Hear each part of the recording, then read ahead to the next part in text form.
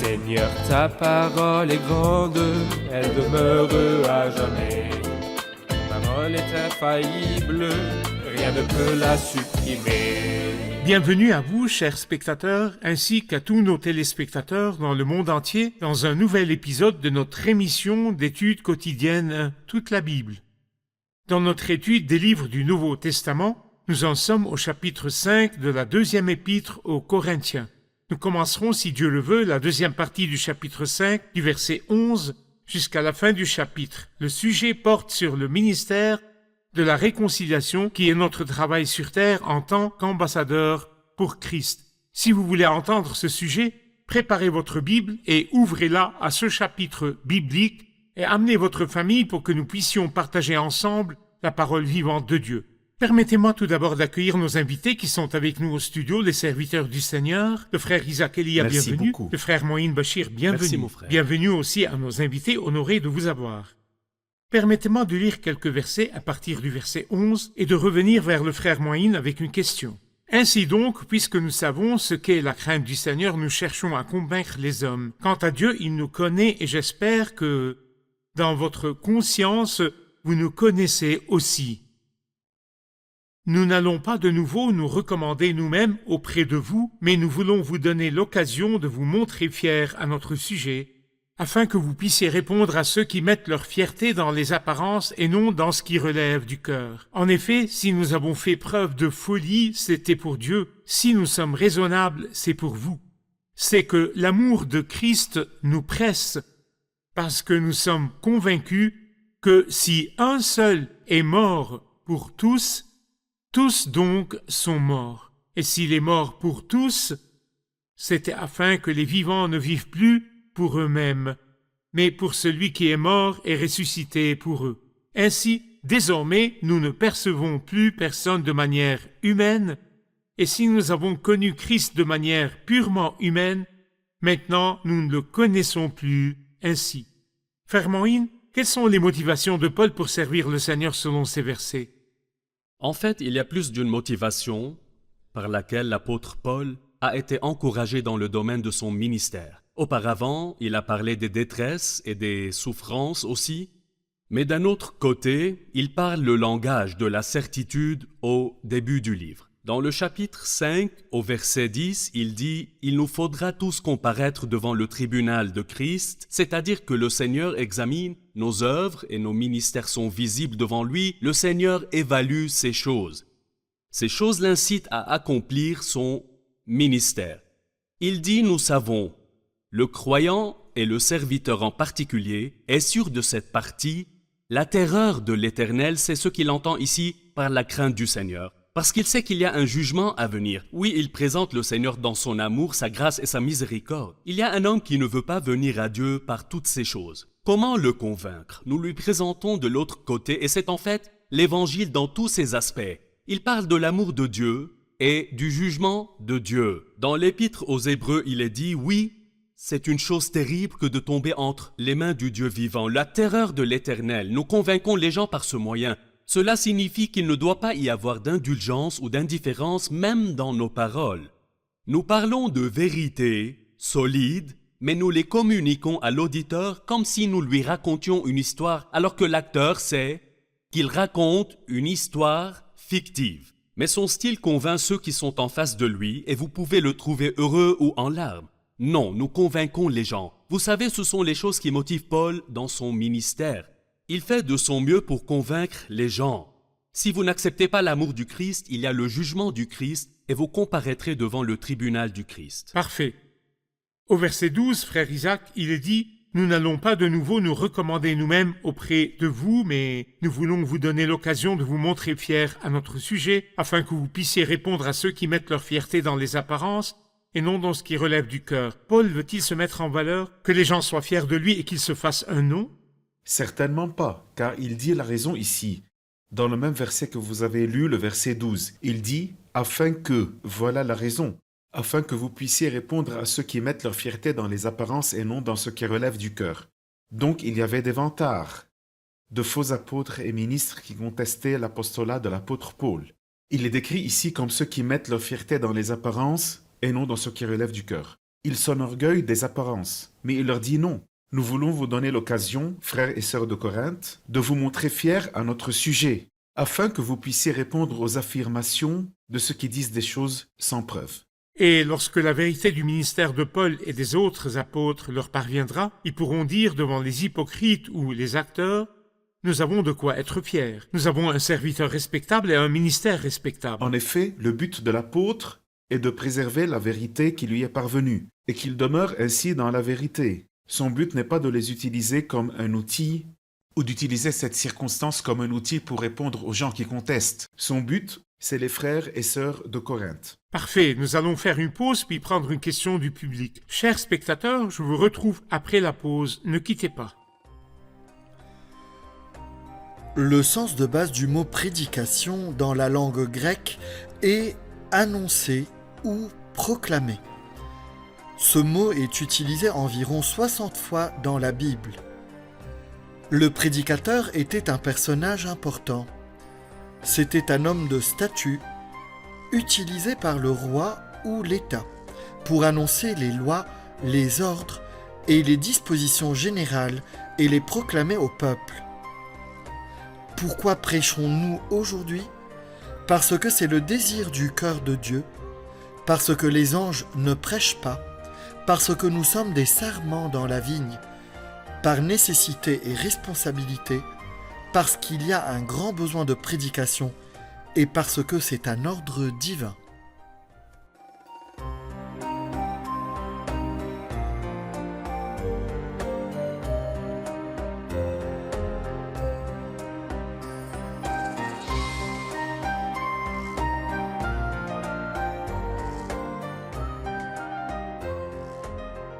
Le verset 14 dit « C'est que l'amour de Christ nous presse ». Pourriez-vous nous expliquer ce verset ? Que signifie l'amour de Christ nous presse ?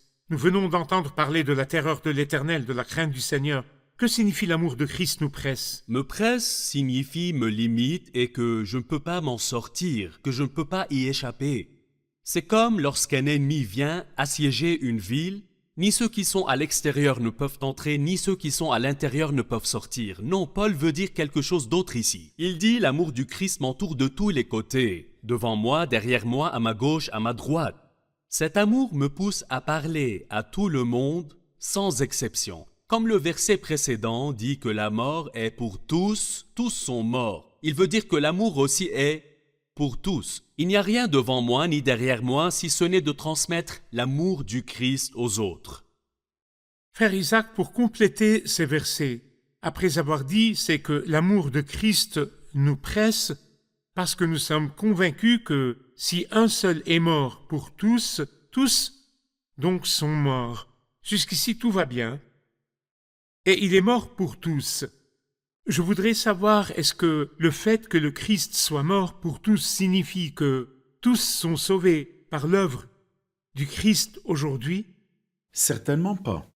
Pourquoi? Revenons encore au verset. Et s'il est mort pour tous? Ici, je comprends que lorsque le Seigneur Jésus est allé à la croix, sa mort est suffisante pour tous. Donc, si tous se repentent et croient, tous les hommes dans toute l'histoire, l'œuvre du Christ est plus que suffisante. C'est le sens voulu. Et s'il est mort pour tous, c'était afin que, attention, il dit, nous sommes convaincus que si un seul est mort pour tous, tous donc sont morts. Ou, plus précisément, tous donc étaient morts. En effet, nous comprenons d'après Ephésiens 2 que nous étions tous morts à cause de nos fautes et de nos péchés. Alors, premièrement, mort pour tous. Bon, un seul, le Christ, est mort pour tous. Tous donc étaient déjà morts. Et s'il est mort pour tous, c'était afin que les vivants, et non pas tous, non, afin que les vivants, qui sont les vivants, ce sont ceux qui étaient morts, mais ils ont accepté le Seigneur Jésus-Christ comme leur sauveur. C'est pourquoi nous pouvons dire que ceux qui iront au ciel ne sont pas les bons, et que ceux qui iront en enfer ne sont pas les méchants. Et alors, ceux qui iront en enfer sont les méchants qui n'ont pas bénéficié de l'œuvre du Christ. Et ceux qui iront au ciel sont aussi des méchants, mais qui ont bénéficié de l'amour et de la grâce de l'œuvre du Christ. Il dit afin que les vivants, c'est-à-dire ceux qui ont accepté le Christ, afin que les vivants, et non pas afin que tous, ne vivent plus pour eux-mêmes, mais pour celui qui est mort et ressuscité pour En eux. d'autres termes, bien que le Christ soit mort pour tous, seuls ceux qui ont accepté le Christ dans sa personne et son œuvre appartiennent Qui à la bénéficieront. catégorie des vivants, afin Exactement. que les vivants vivent plus tard. Oui. Le public a une question. Le verset dit « Un seul est mort pour tous ». Si, en tant que croyante, j'ai accepté le Seigneur Jésus comme mon sauveur personnel et que je me suis repenti de mes péchés, pourquoi dois-je maintenant, lorsque je pêche chaque jour, confesser les péchés pour lesquels il est déjà mort? Oui, n'est-il pas vrai que le Christ est mort pour tous et que lorsque je l'ai accepté, il m'a pardonné mes péchés? Pourquoi, quand je Bien pêche sûr. ultérieurement, dois-je me repentir à nouveau? La repentance ici rétablit ma communion et ma relation avec Dieu, d'une part parce que le péché interrompt ma communion et ma relation avec lui, d'autre part, il entrave mon témoignage et mon ministère. Je dois me repentir du péché. Je vais lire une partie du chapitre 2 du livre de l'Apocalypse sur ce que le Seigneur dit à l'ange de l'église d'Éphèse. Que lui dit-il? Il lui dit « Mais ce que j'ai contre toi, c'est que tu as abandonné ton premier amour. Souviens-toi donc d'où tu es tombé. Repens-toi et pratique tes premières œuvres. Sinon, je viendrai bientôt à toi et j'enlèverai ton chandelier de sa place, c'est-à-dire ton témoignage. Celui-ci s'éteindra, tu n'auras pas de vrai témoignage. Il y a du péché dans ta vie, la communion sera interrompue et le ministère du croyant sera entravé. Il doit se repentir pour revenir là où il était auparavant. » J'aimerais passer au verset 16 et revenir vers vous avec une question, frère Moïne. Le verset 16 dit « Ainsi désormais nous ne percevons plus personne de manière humaine. Et si nous avons connu Christ de manière purement humaine, maintenant nous ne le connaissons plus ainsi. » Que signifie « Nous ne percevons plus personne de manière humaine et nous avons connu Christ de manière purement humaine et que maintenant nous ne le connaissons plus ainsi ?» En fait, je peux les distinguer par un simple fait. Il y a deux types de connaissances. La connaissance de l'homme et la connaissance du Christ. Nous ne percevons plus personne de manière humaine dans la famille de Dieu, dans le cercle de la foi. En dehors de celui-ci, nous connaissions un tel comme ingénieur ou médecin ou homme d'affaires ou de telle famille. C'est comme ça que nous le connaissons. Mais s'il est pauvre, non, nous ne le connaissons pas. Les gens étaient évalués en fonction de leur statut et de leur position terrestre. Après la foi, les différences s'estompent car tous ont reçu par la justice de notre Dieu et Sauveur Jésus-Christ une foi du même prix que la nôtre. Tous ont reçu la même foi et tous ont la même position et la même proximité devant Dieu. Si un homme entre, dit l'apôtre Jacques, si un homme entre dans votre assemblée portant des habits somptueux, un homme propre, vous le mettez à la place d'honneur. Et si un pauvre entre, il s'assiera à la dernière place. Non, dans la famille de Dieu, il n'y a pas de connaissance de manière humaine, mais il y a une seule connaissance qui nous lie, une seule foi et un seul esprit.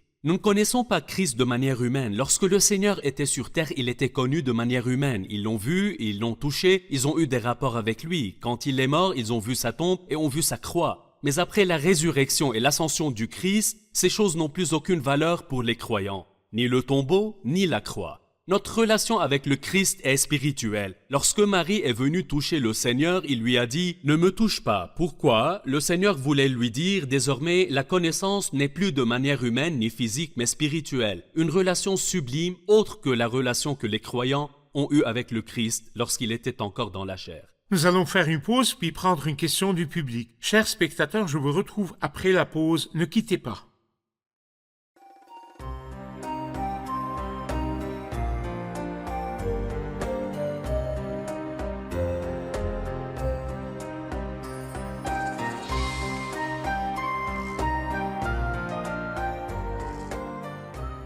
Nous entendons souvent dire que le Christ est au centre de l'humanité. J'aimerais savoir comment le Christ est au centre de l'humanité et comment jusqu'à présent il a influencé la vie humaine. C'est-à-dire, est-il arbitraire de dire que le Christ est au centre de l'humanité et qu'il n'y a de salut en aucun autre? N'y a-t-il pas d'autres chemins et tous les chemins mènent à Rome? N'y a-t-il pas d'autres chemins et d'autres religions qui mènent au ciel? Pourquoi le Christ seul? En principe, le Christ n'est pas seulement au centre de l'humanité, mais avant d'être au centre de l'humanité par l'incarnation, il est au centre de l'univers. La Bible nous enseigne que tout a été créé par lui et pour lui et que tout subsiste en lui. Le Christ est Dieu qui est venu sous la forme d'un homme et qui est apparu en un corps. C'est le premier point. Deuxièmement, le Christ en tant qu'être humain lorsqu'il vivait sur terre, la vie la plus influente de toute l'histoire, que ce soit au milieu des gens qu'il a côtoyés, ou même après sa mort, sa résurrection et son ascension au ciel. Il y a 2000 ans, le Christ a divisé l'histoire en deux parties. Avant le Christ et après le Christ. Le Christ a divisé l'humanité en deux. Le Christ est venu pour faire une chose nouvelle que personne n'avait fait avant ou après lui. Il a accompli l'œuvre de l'expiation, la seule œuvre sur laquelle l'homme peut reposer sa conscience concernant ses péchés et savoir et être sûr que ses dettes ont été payées et acceptées auprès de Dieu à 100%. Donc il n'y a pas d'autre moyen, ni personne d'autre que le Christ qui aurait pu le faire, parce que le Christ est l'illimité, qui de son plein gré a payé le prix illimité, pour couvrir les gens qui, aussi importants qu'ils soient, sont limités, et pour couvrir les péchés qui, aussi nombreux qu'ils soient, sont dénombrables et limités. Et par son œuvre sur la croix, il a dit tout est accompli. Il a accompli la rédemption de l'homme. Il y a donc finalement un moyen, un réconciliateur. C'est à la fin du chapitre. Il y a quelqu'un qui peut être un réconciliateur, qui peut être un rédempteur, qui libère les esclaves et accomplit un salut éternel pour l'homme pécheur méchant en perdition. Et c'est lui qui, aujourd'hui encore, transforme la vie des gens, de l'impureté à la sainteté, des ténèbres à la lumière. Aucune personne ou doctrine ne peut transformer un persécuteur, un blasphémateur et un homme violent comme Saul de Tarse et en faire le plus grand apôtre du christianisme dont nous parlons, par exemple. Et aujourd'hui encore, le Christ transforme. Et je pense que si le téléspectateur accepte le Christ dans ce concept en tant que sauveur et transformateur, il changera sa vie. Si quelqu'un est Parfait. en Christ, il est une nouvelle créature. Les choses anciennes sont passées, voici toutes choses sont devenues nouvelles. Frère Isaac, je vais prendre vos dernières paroles et poser une question au frère Moïne. D'après le verset 16 ou 17, si quelqu'un est en Christ, il est une nouvelle créature. Les choses anciennes sont passées, voici, toutes choses sont devenues nouvelles. Pourquoi une nouvelle créature? Quel est le concept de la nouvelle créature? Et où est passée la première créature? Il y a l'ancienne créature, et en Christ il y a une nouvelle créature. L'ancienne créature a été pervertie par le péché. Elle est fichue, et toutes les tentatives de l'homme pour être quelqu'un devant Dieu ont échoué. La seule solution était que le Christ vienne mourir sur la croix, et quiconque accepte le Christ par la foi en Christ, c'est une expression qui remplit en fait les écrits de l'apôtre Paul. Peut-être plus de 40 fois, il cite cette belle expression « en Christ ». En Christ, il y a une nouvelle créature qui est complètement différente de l'ancienne. L'ancienne créature ne peut pas être réparée, soignée ou guérie. Ça ne marche pas. Elle est rejetée et remplacée par une créature entièrement nouvelle. Qui peut faire cela? Seul le Christ. Ainsi, le Christ ne répare pas. Le Christ ne change pas une partie et laisse l'autre, il ne répare pas, Ça mais ne il marche pas. transforme complètement. L'homme Il s'est change la perverti. situation. Que peut-on réparer en lui? Si quelque chose est moitié-moitié, on peut le réparer. Mais tous se sont détournés, ils se sont pervertis. On Bon, les jette. quand il dit les choses anciennes sont passées, voici toutes choses sont devenues nouvelles, et que l'on trouve quelqu'un qui dit j'ai accepté le Seigneur, vous lui dites quand, il répond tel jour, un tel lieu, à tel service, j'ai accepté le Christ et je suis devenu une nouvelle créature, mais sa vie est toujours la même. Les paroles qu'il prononce sont les mêmes que celles qu'il prononçait dans le passé. La mauvaise vie qu'il mène est la même qu'il a vécue dans le passé. La foi de cette personne est-elle une vraie foi? Il doit y avoir un changement. L'aveugle qui a rencontré le Christ, j'étais aveugle et maintenant je vois. Le démoniaque du pays des Gadaréniens, on l'a trouvé habillé et dans son bon sens. Je ne dis pas qu'il doit y avoir un changement complet tout de suite, mais un début de changement dans sa vie, dans son comportement et dans ses relations.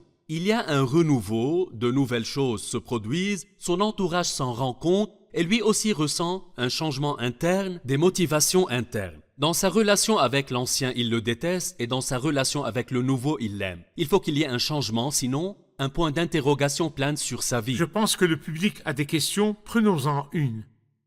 Le verset qui dit « Les choses anciennes sont passées, voici toutes choses sont devenues nouvelles » nie-t-il la valeur de l'homme lui-même avec ses caractéristiques, ses talents et les traits de caractère que Dieu a mis en lui? L'ancien s'en va-t-il avec toutes Oui, ses l'homme lui-même caractéristiques? n'a-t-il aucune valeur en premier lieu, ou cela ne concerne-t-il que la partie pécheresse de la nature humaine? Que pensez-vous de cette affirmation? Les choses anciennes sont passées, y compris Les bonnes qualités, les talents humains, les dons humains, tout cela disparaît-il? Non, je ne pense pas. Dieu ne change pas la personnalité d'un homme et la foi ne change pas la personnalité. Alors qu'est-ce qui disparaît? Ce qui disparaît, c'est tout ce qui a trait à Adam en tant que chef, car le Christ devient le nouveau chef, le dernier Adam. Et deuxièmement, aussi, tous mes péchés passés ont été jetés dans la mer de l'oubli. En d'autres termes, la morale déchue et la corruption Exactement. dans le comportement et la vie, les caractéristiques de l'ancienne vie en Adam, Exactement. c'est ce qui Les disparaît. choses anciennes sont tous les caractéristiques de l'ancienne vie en Adam. Mais si quelqu'un est intelligent, il restera intelligent. S'il est un peu lent, il restera lent, et ainsi de suite. Je pense que les bonnes choses de l'homme ont d'abord été utilisées pour le mal, une chose ancienne.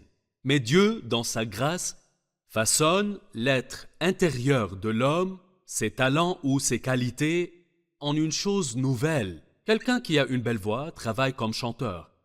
Après avoir cru au Christ, le Seigneur utilise cette voix pour chanter des hymnes. Ainsi, la même chose qui était une chose ancienne devient vrai. une chose nouvelle. C'est vrai. Bon, qu'avez-vous appris de l'épisode d'aujourd'hui?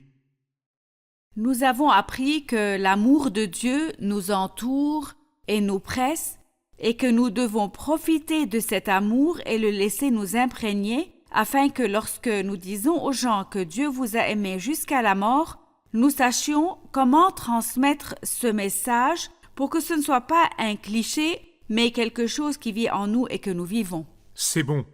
Quoi d'autre? J'ai appris que la bonté des justes ne leur permettra pas d'entrer au ciel, ni la méchanceté des méchants ne les mènera en enfer, mais l'entrée au ciel est basée sur l'acceptation du Seigneur Jésus par les méchants. Parfait. Quoi d'autre? Allez-y.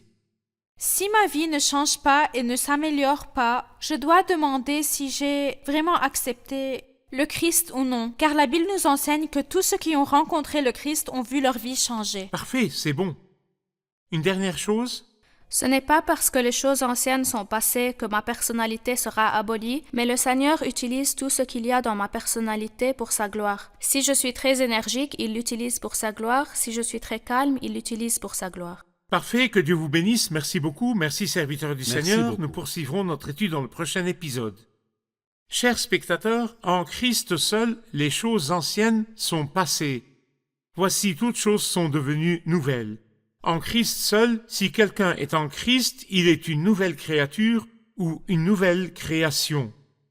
Voulez-vous savoir ce qu'est une nouvelle créature si quelqu'un est en Christ?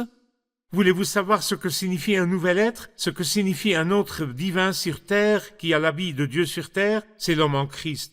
Il y a une occasion ouverte à toute personne sur la face de la terre qui ressent sa perversion. La Bible dit que Dieu ne nous rafistole pas. Il ne répare pas une chose pour en laisser une autre. Ne venez pas à Dieu en disant « répare mes mains, répare mes yeux ou répare ma langue », mais demandez-lui un changement complet, un être entier. David a dit « Ô Dieu, crée en moi un cœur pur ». Seul le Christ peut donner le cœur nouveau. Seul le Christ peut donner le nouvel être et seul celui qui est en Christ est appelé une nouvelle créature. En avez-vous fait l'expérience? Avez-vous expérimenté comment devenir une nouvelle créature afin de mettre fin à votre relation avec la corruption d'Adam et d'être en Christ et d'avoir en vous la vie de Dieu? Si vous voulez goûter à cette vie respectable, acceptez le Christ dans sa personne en tant que Dieu apparu comme un homme et dans son œuvre comme unique voie de salut. Je vous retrouve dans le prochain épisode. Que le Seigneur soit avec vous.